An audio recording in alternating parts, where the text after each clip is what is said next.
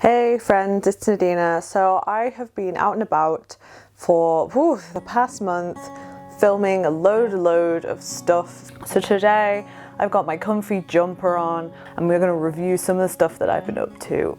So I took myself on a little trip to the Yayoi Kusama Museum. If you don't know anything about Yayoi Kusama, she is a really prolific and famous Japanese artist. Controversially in art history, a lot of people were inspired by her and didn't credit her. For example, Andy Warhol was really inspired by Yayoi Kusama's use of colour and the beautiful, surreal, fantastic worlds that she creates with her artwork. And yes, she's never really been credited up until maybe very recently with inspiring his work. So she is a really prolific Japanese artist who has been going for a long time and now finally has her own dedicated museum in Tokyo. I'm going to tell you about what I did on the day, how I enjoyed it, and also I really want to talk about some of the photos that I took because I love art, creativity, photography, filmmaking, and I really endeavored to want to talk about them on this channel. The museum is a mix of permanent and temporary exhibitions, and you are allowed to take pictures in the permanent ones, but not in the temporary ones. So I didn't do that because I obey the rules generally, unless I don't know there's rules and then someone tells me off, but that's fine. So the photos that I took are of one of the permanent exhibitions, which is an infinity ladder, which was really cool, and I really personally love this picture of myself. The composition of it is really on the left, and really everything is kind of happening on one line of the grid. If you look at like traditional composition of things are often composed on a 4-line grid because a lot of people think that it makes a balanced composition and that it looks good, and it's kind of a classical artistic technique.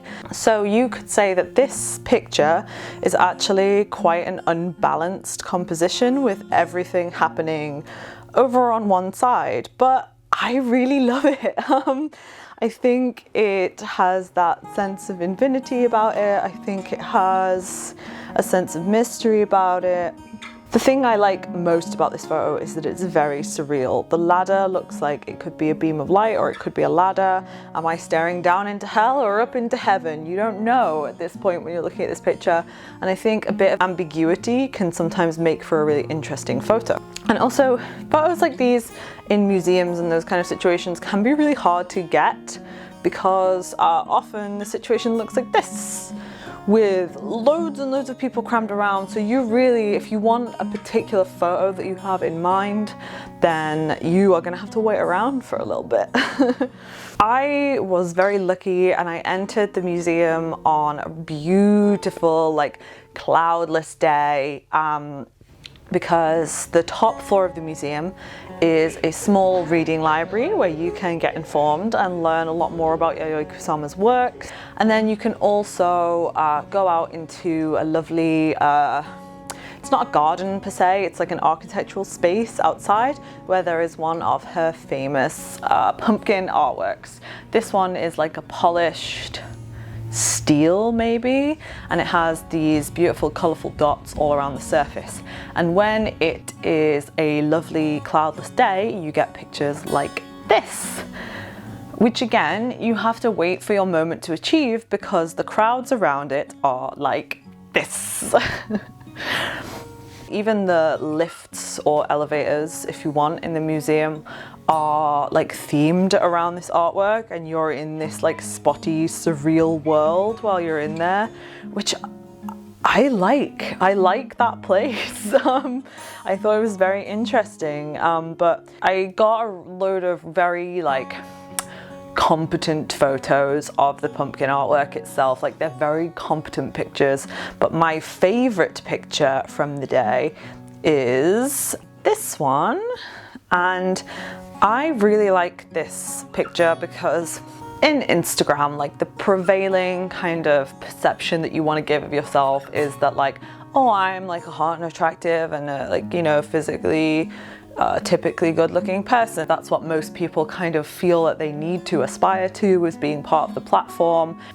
But when I took this picture, I really liked how it warped my appearance, because there's a Comme des Garçons collection that I'm really interested in. It's called Lumps and Bumps, and it's really famous because it skews kind of the perception of the human body that we typically like to aim for. And I thought this collection was really interesting because it just completely threw that out the window. Something that you might not know about me is that I in the past have suffered with really terrible body dysmorphia, and so pictures like this that warp the body in some way are very interesting to me. Sometimes the mirror would just be an absolute mystery to me, and you may as well have replaced it with the missing no from Pokemon or a series of question marks, and it probably would have made about as much sense to me as what I was seeing in the past. I'm a lot healthier now, I'm a lot happier now, but pictures like this still immensely interest me because they express that feeling that I had in the past. And you know, the bend of the body, the clarity of the face in comparison is super interesting to me, because the whole world is warped, right, in the image, and the body is warped, but the expression is clear and fixed and focused. And I think that really says something interesting about my psyche and what this artwork made me think about.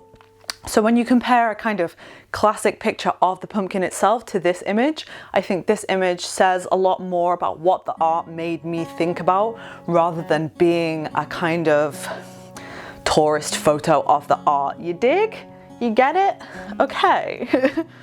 And then what else did I do with my day? Let's find out. So I had this like grand ambition of walking from the Yayoi Kusama Museum to Shinjuku Park, which is like a 20-minute walk maybe, which was fine for me. I love a good schlep through Tokyo, look at some weird buildings, you know, all that kind of stuff. And when you walk through places, sometimes surprising and good things happen. So for example, I walked past a very fancy cake shop and I got myself caramel pudding, but I got to Shinjuku Park and it was closed.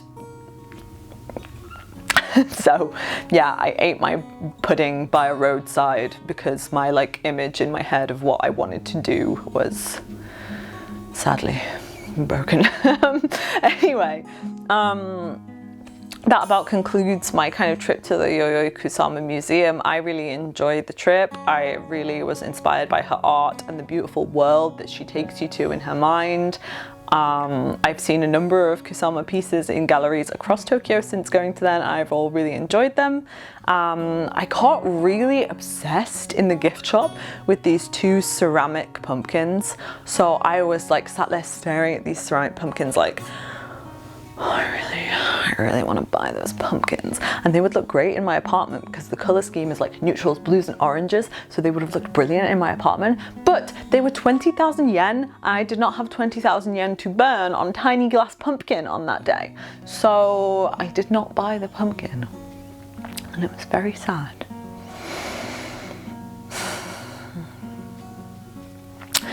Anyway, morning over.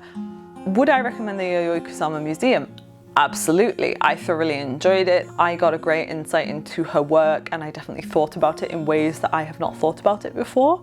And I felt more immersed in her world than I ever previously have. So I think the museum does a great job of bringing you into the story of Yayoi Kusama as part of it, rather than looking at her from outside like she is some sort of weirdo, which she is not. She is a talented and well-respected artist. So that concludes my trip to the Yayoi Kusama Museum. I have loads and loads of videos coming out and I hope you enjoyed this one. So if you'd like to see more of them, feel free to subscribe and leave me a comment if you'd like to know any more information. I'll do my best to help you.